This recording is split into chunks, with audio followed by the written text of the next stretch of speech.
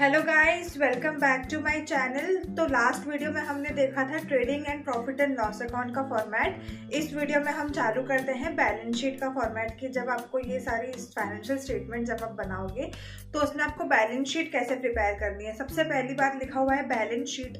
तो balance sheet लिखा है, शीट है, दैट मीन्स ये कोई अकाउंट नहीं है, ये एक स्टेटमेंट है। बैलेंस शीट होती क्या है ना, बैलेंस शीट एक स्टेटमेंट होती है। जो आप अपना कोई बिजनेस फॉर्म चला रहे हो, कोई भी आपकी ऑर्गेनाइजेशन है, तो बैलेंस शीट एक स्टेटमेंट होगी जो आपको पर्टिकुलर उस दिन की आपकी स्टेटमेंट बताएगा कि आज के दिन अगर आप बैलेंस शीट मेंटेन कर रहे हो तो आज के दिन आपका बैलेंस कहाँ, आपका जो बिजनेस है वो कहाँ पे स्टैंड कर रहा है। आपके पास में लायबिलिटीज, आपके ऊपर जो लायबिलिटीज हैं, आपकी लायबिलिटीज कितनी है, आपके पास में जो एसेट्स हैं वो कितने हैं उस दिन तक। जैसे फॉर एग्जांपल आप जो बैलेंस शीट आपका ईयर एंडिंग चल रहा है 31 दिसंबर या 31 मार्च, तो trading and profit and loss account में हम क्या लिखते थे, trading account,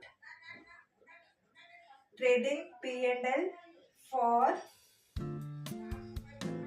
the year ended.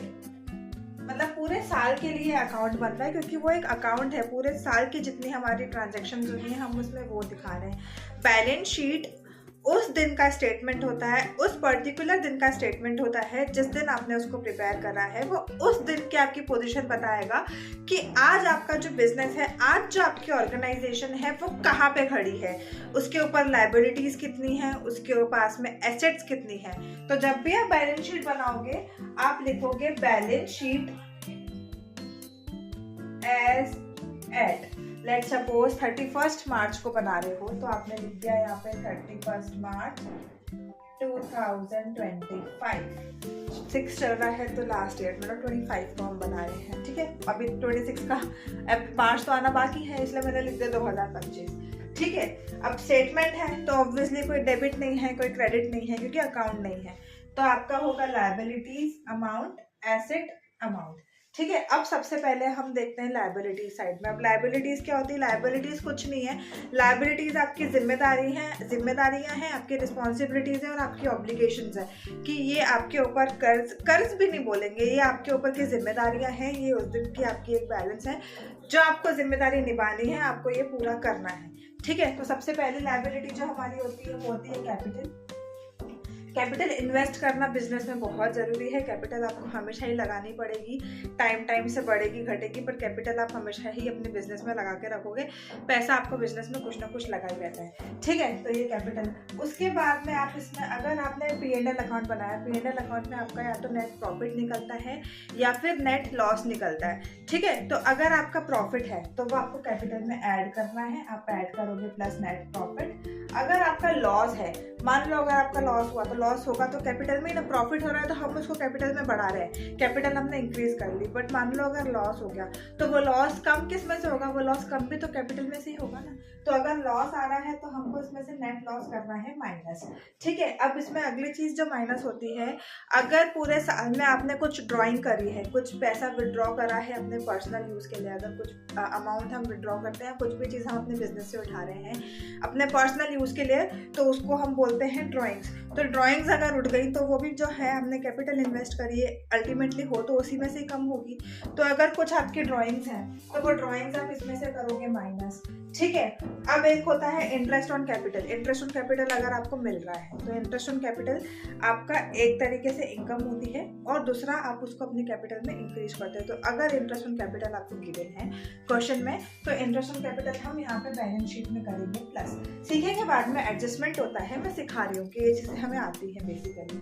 अब इसके बाद में आता है हमारे पास उसमें करंट लायबिलिटीज और उसके बाद में आती है हमारी नॉन करंट लायबिलिटीज। अब करंट लायबिलिटीज की अगर आप बात करोगे तो करंट लायबिलिटीज में या तो हमारा ट्रेड पेएबल हो गया, इस तरीके की कुछ चीजें हैं, ट्रेड पेएबल है, क्रेडिटर्स हैं, है ना।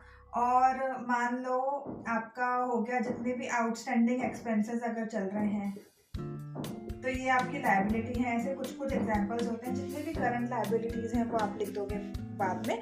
उसके बाद आती है आपकी non current liabilities. Non current liabilities जो आपके लॉन्ग टर्म डेब्ट्स होते हैं, long term debts, bank loans,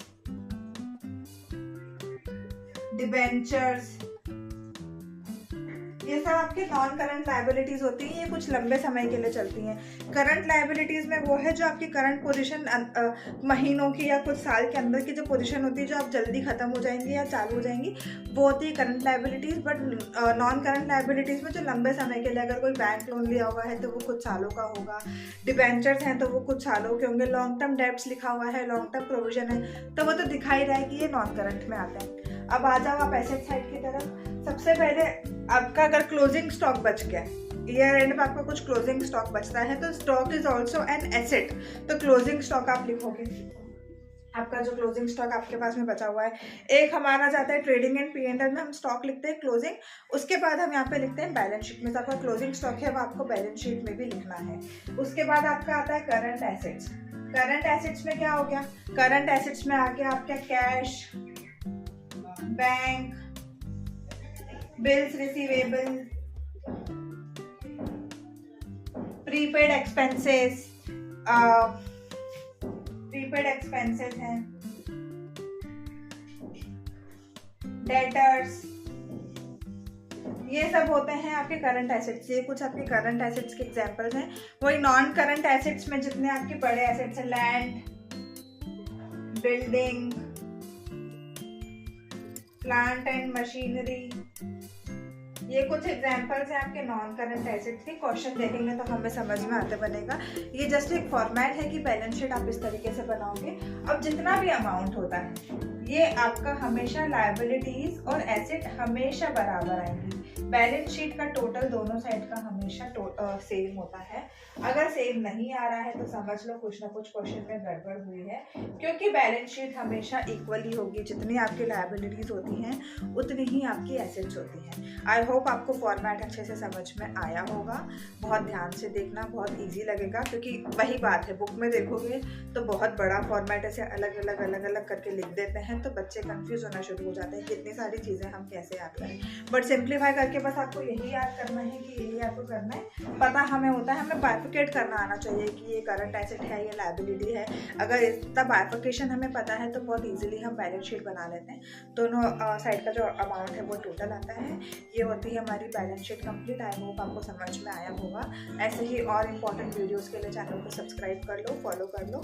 thank you. और कमेंट सेक्शन करके मुझे बताओ, कमेंट करोगे तो पता लगेगा कि पढ़ भी रहे हो कि नहीं पढ़ रहे हो। कमेंट सेक्शन करके बताओ क्या प्रॉब्लम आ रही है, तो हम उस पर वीडियो बना लेंगे। Okay guys, till then thank you.